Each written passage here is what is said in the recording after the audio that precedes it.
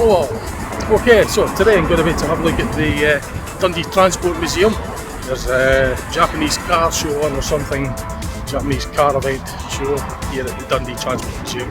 And I'm going to just get some photos and footage of them to share with you. There's some classic cars here as well that I'll get footage of. So it's the Monday the 1st of June 2025 event.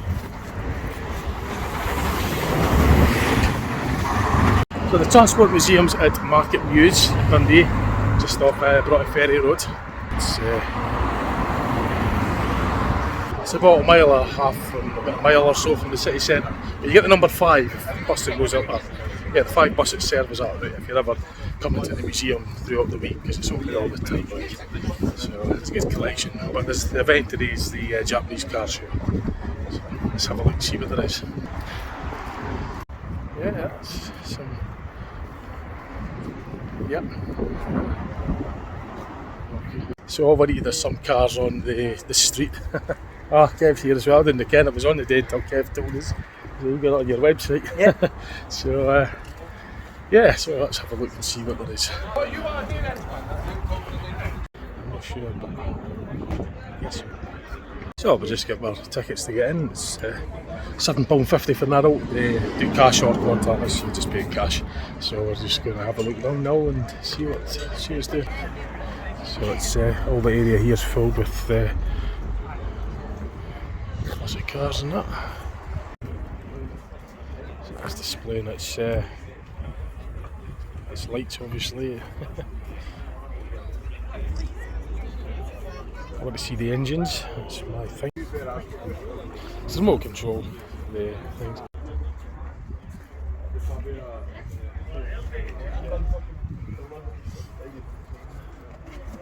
Oh, that engine's at the back.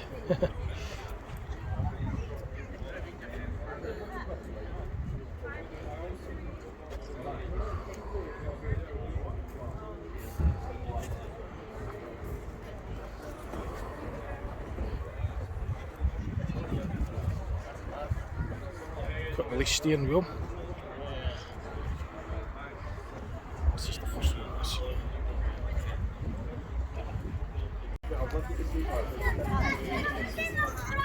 Subaru and Perezzi. By the way though, at least it was when I seen it, I phoned him and I was like, but it was a lot better. That's what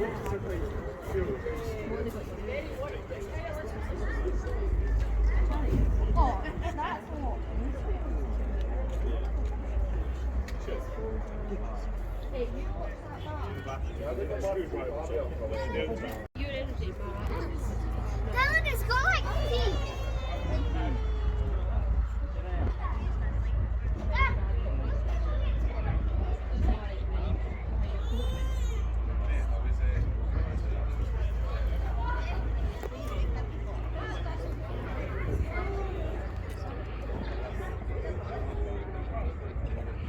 Oh yeah, Pontiac GTO this one, yeah, it's as smart as anything. Cool car, like.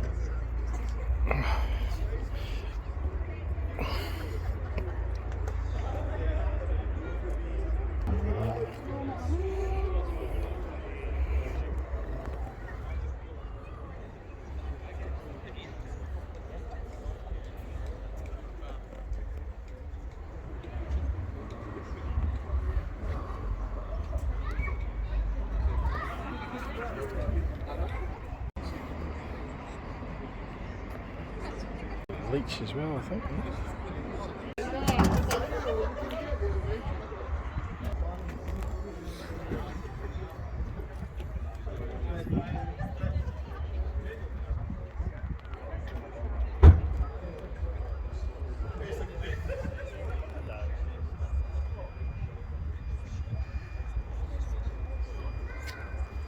Stay on.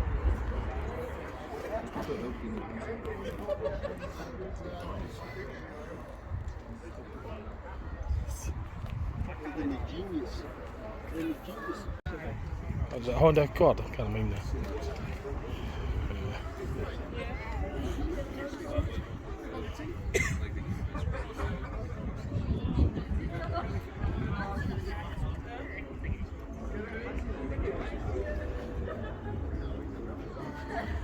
there's all those to look at as well. There's so many, quite a good collection. Nice an effort. In Dundee at the Dundee Transport Museum. It's at the fair effort made to turn up with lots of good cars, interesting models and that. Honda, Nissan, it's all the Japanese cars that are displayed here at the Dundee Transport Museum. He's been waiting. Oh, you've been waiting.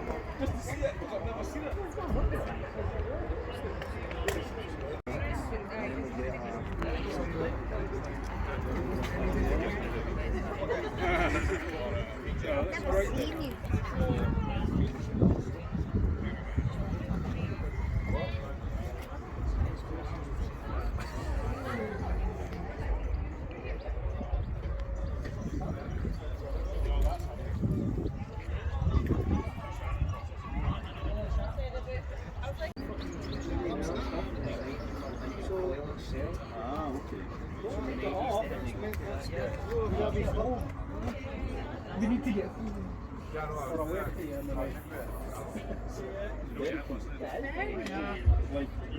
I see what you mean, the number of island Esperanto.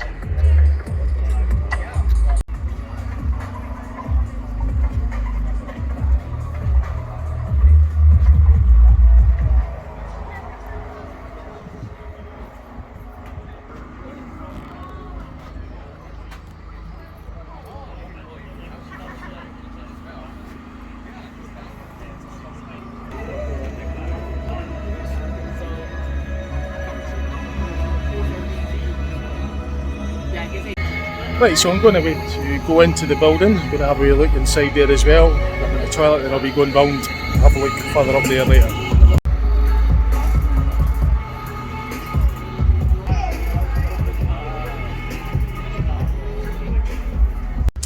So the Dundee Transport Museum's been here for a few years now. I think it's, I can't remember exactly, it must be about 10 years or something, maybe more. But it's here at Market Mews. There was plans to try and get it up to the old tram depot on Forfar Road, Maryfield depot, on Forfar Road, but I just still wait and see what happens in that. But there's a good collection. These are like resident, permanent. They change their exhibits now and again, but these are the inside permanent museum pieces. There's various things, bikes, cars, there's even buses as well here. So they'll be like the long-term collection for the museum. And the museum also has a cafe as well and a toilet, so you could spend a wee while here.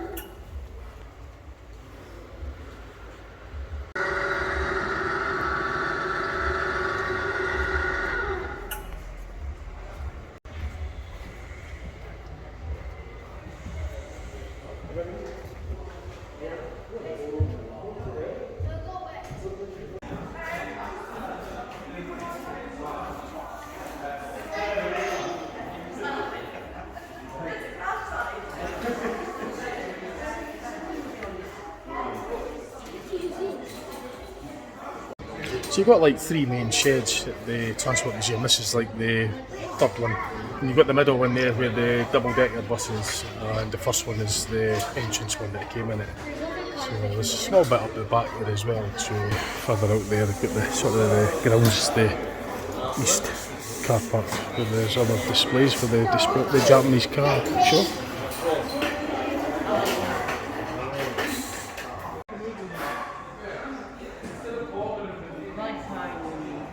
Get a good view of it's where they do the restoration work.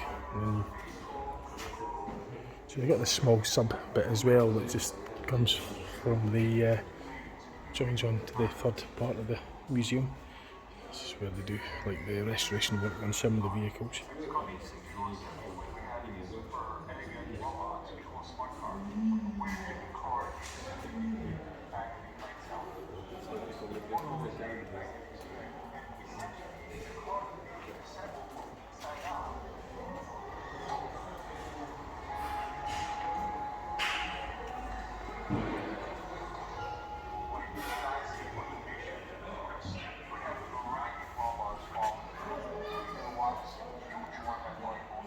So that bell housing is where the torque converter would go.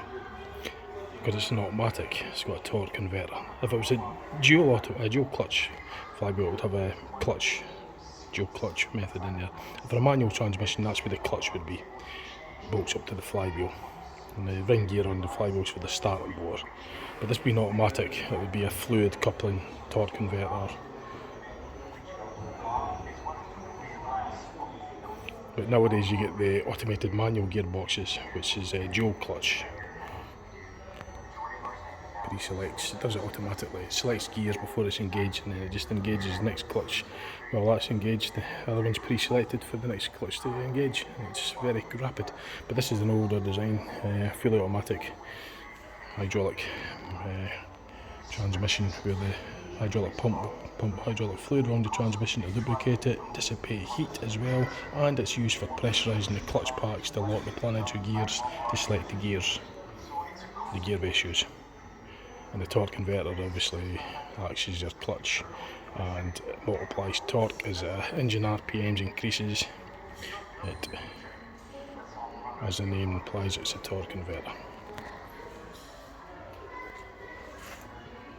So the torque converter transmits the turning force from the flywheel to the transmission and increases the torque accordingly as well, proportionately to the RPMage.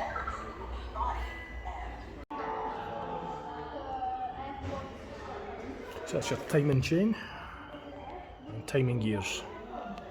That's what times the crankshaft and camshaft, controls the opening and closing of the valves. That's the camshaft there. It's got to be timed correctly with the crankshaft, otherwise the pistons will hit the valves and it will cause damage. So they've got to make sure it's all timed correctly so the pistons don't crash into the valves, otherwise it would be a disaster. So the timing gears and timing chain is what's responsible for keeping the engine in time.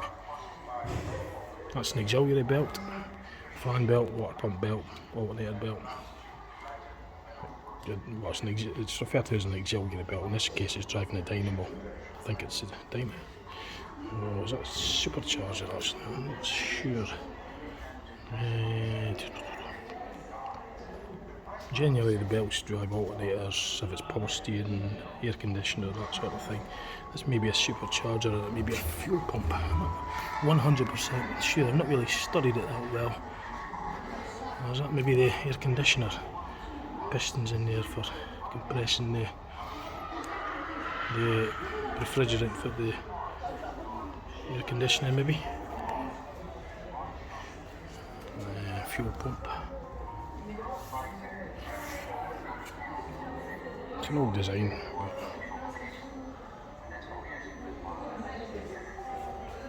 but yeah, Cycler C5.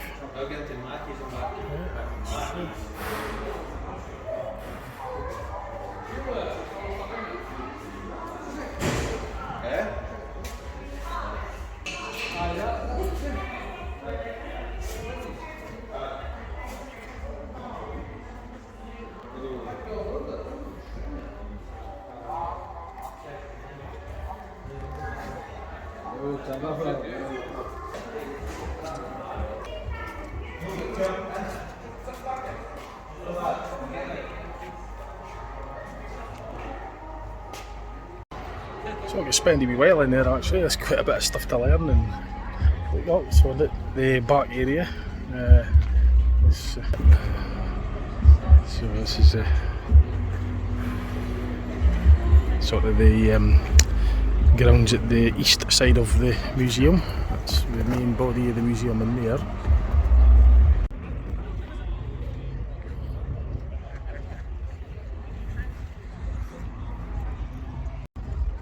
So me being a bus spotter as well, and a bus driver, to be interested and have a look at the bus as well. I think it's a Metropolitan or something. Closer look at it.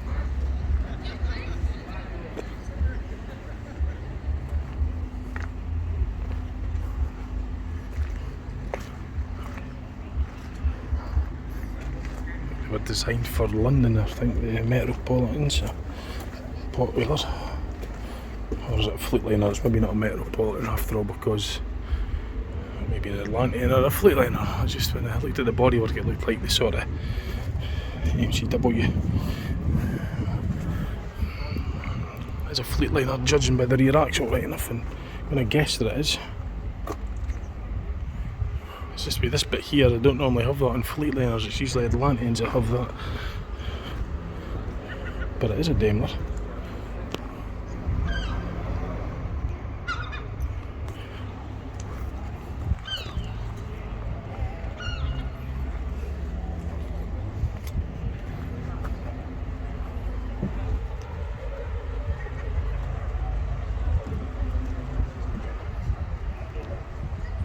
So initially I thought it was a Metropolitan just by the bodywork. It looked sort of very similar to what they have. The windows, the windscreens are like that. It's a sort of predecessor to the Metro bus, Metro Camel Weaving bodywork. But I just got, not genned up that much on it. But I looked at the rear axle and I started, and the rear engine bustle, and I kind of like suspected it was a Fleetliner. And then I had the D for the Daimler Fleetliner. But the rear axle does look. That's what kind of like gave us the clue that it wasn't Metropolitan. Exactly. I've got to get the old bus in, even though it's a car show. I still like buses as well, as you do. As you do, Kev. As you do.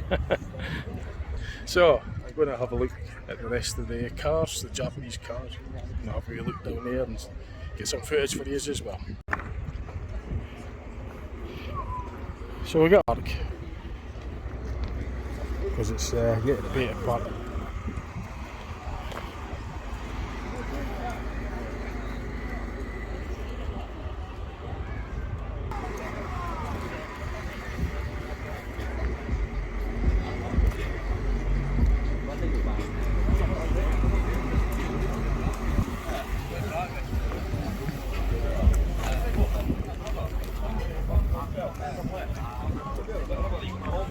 That's what it is, it's make you hungry, so you go and get your stuff there. You better get something good?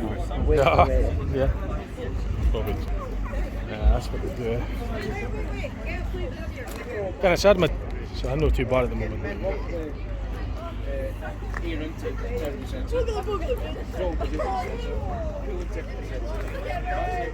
There's Kev, this is like the old Nissan Sunny, is it? That's what Dave had, wasn't it? No, he had the Bluebird. Right? Super.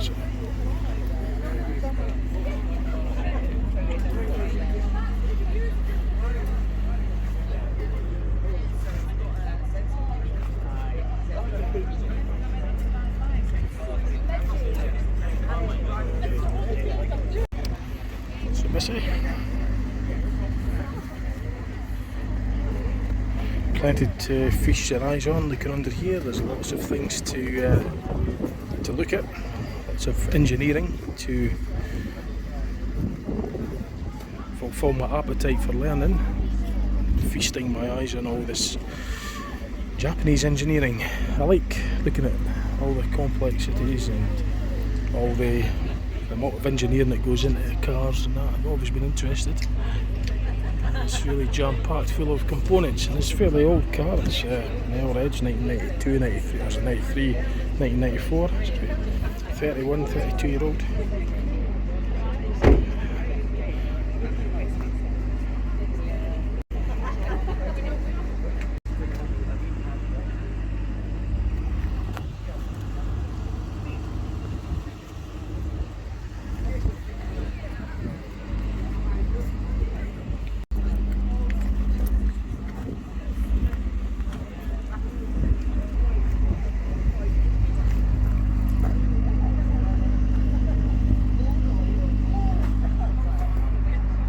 So I certainly like that model. It's nice complex, tidy machine. It's all elegantly put together. I like the streamlineness of it as well. I like the older design. See the older cars, the ones that grew up in the 80s and 90s, and that's ones that got a lot of style to them. It's complex then. It's the engineering that goes into them.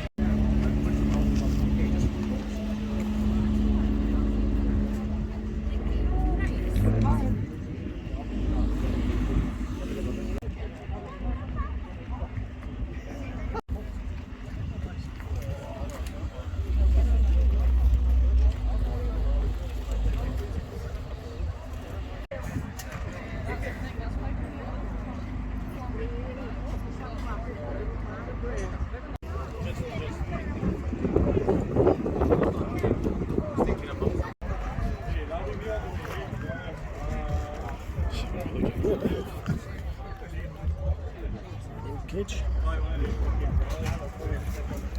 Rally car.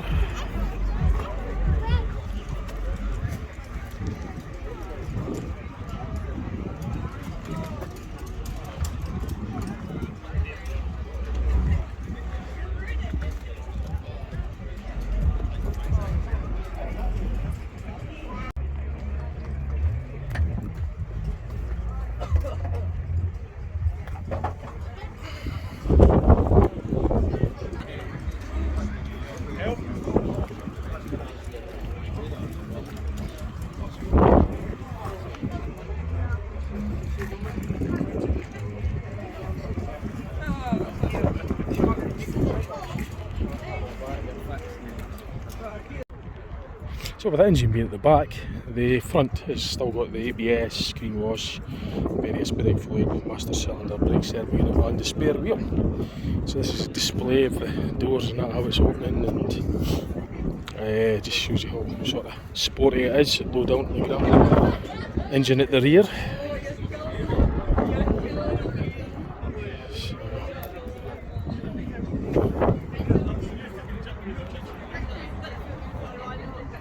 Yeah, you can understand that, Kev? Could you read that? You read that, could you? No. Yeah, it's hard enough reading English, is it, for me anyway? Yeah. I find it hard enough reading over English, never mind Japanese. But it just shows you that it's a tidy package, everything's compacted in here.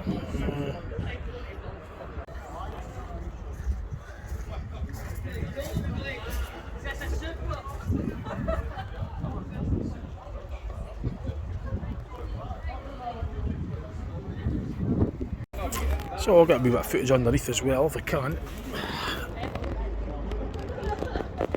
Oh, can't be doing that too much today. Can't be bothered. I usually get footage underneath the cars, but I've not got myself to stick with this. I just can't be bothered basically. I'm just going to take footage on the top. If I'm really interested, I'll get footage underneath. But it just can't be doing me the effort, you know. It's a bit warm and clammy as well. So but anyway, that's I'll probably go to the cafe, get a coffee or something like that. That's where Kev is just now, so I'll probably join him in a minute or two. Another thing as well with the sports cars is that they're generally lower to the ground, so it'll be quite difficult to get footage underneath the car, like put the camera underneath it, because the sports cars in general are lower down from a lower centre of gravity. So your normal road-going cars are a compromise between comfort and performance, but the sports cars, the comfort's not so important, but the performance is having a lower profile, lower than the ground, is for more stability, better handling than that. So if we're getting footage underneath the car, plus you've got the lower aerodynamics, the lower skirts and aerofoils and that, it makes it difficult putting the camera underneath to get footage underneath it. So, but as I said, if I was really interested, I just have to do that, but I'm not going to do the back braking, knee braking efforts to do that. I'd usually like to learn what's underneath them as well, but unless I'm really interested, I just can't be bothered today. So I'll just be taking photos and videos when it's standing up, because it's too sure on me. Can't be arse kneeling doing. Unless, as I say, it's really important. So.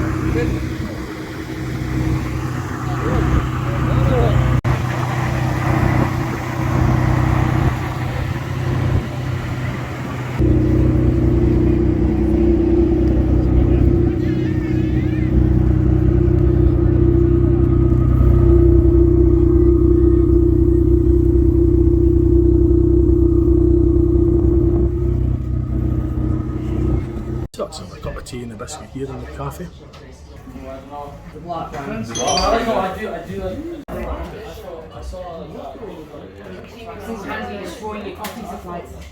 So I had a cup of tea there and just back here again having a look at one of my favourite cars. I went to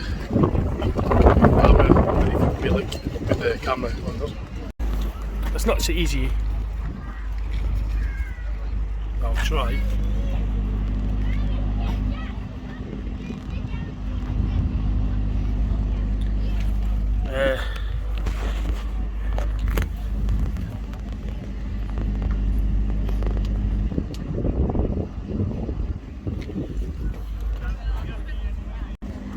So it's quite awkward at the moment to put it under there, but I just have to make do with what footage I've got.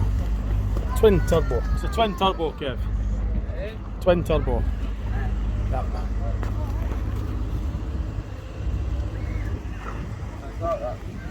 Yeah, right. High performance, probably ceramic brakes maybe.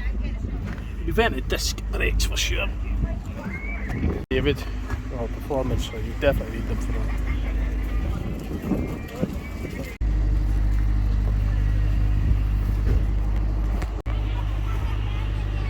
Mitsubishi GTO. Twin exhaust, I guess, and to get under to show what it's like underneath.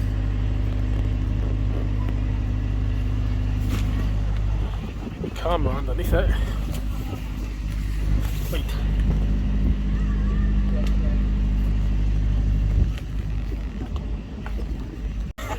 You're right, you're right.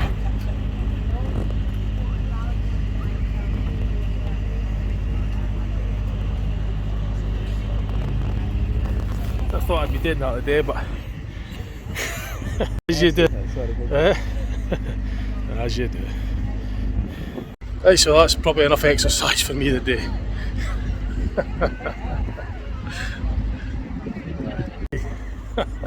Yeah, I didn't want to get that film, but I made sure to edit that bit out. Yeah.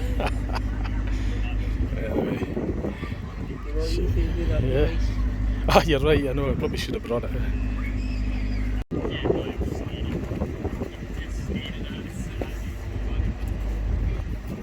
So I've actually been privileged to get this inside here.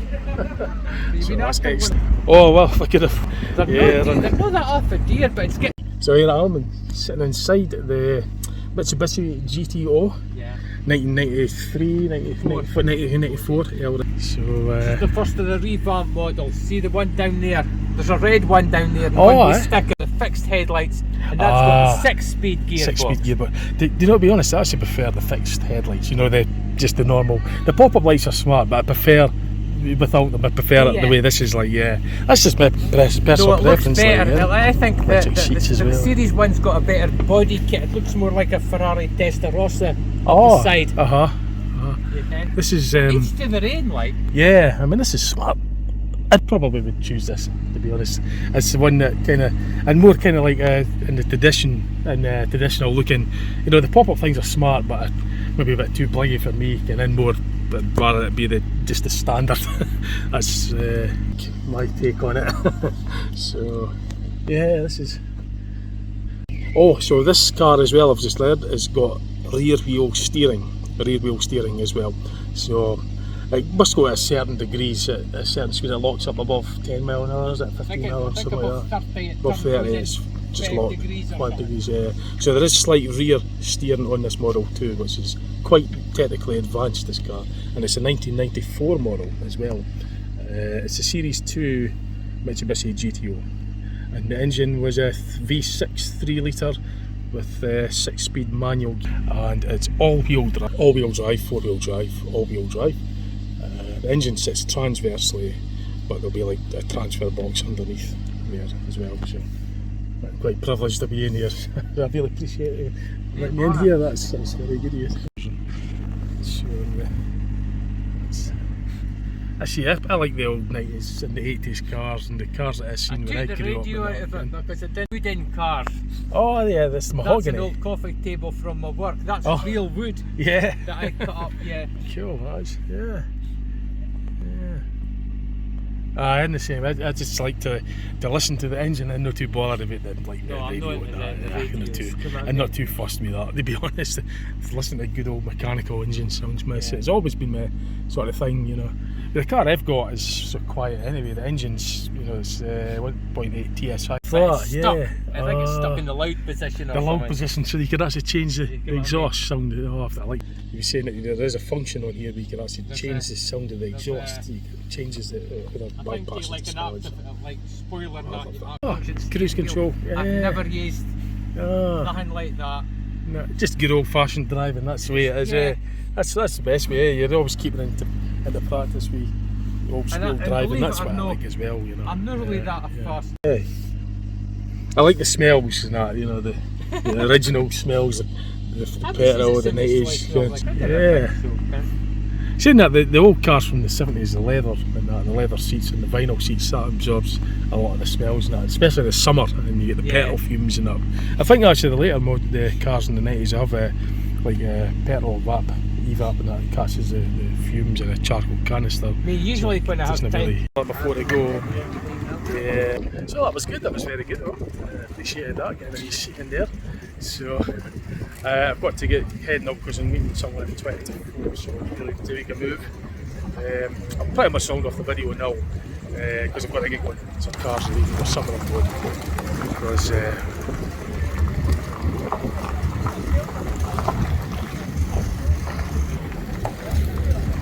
so I think they were doing a presentation earlier on. Heard a lot of clapping going on, so I think there was some kind of presentation. Anyway, so I hope you enjoyed the video. See what else I've got on my channel, and thanks for watching. Take care, that's what I better get moving. Right, I'll see you later on. Bye.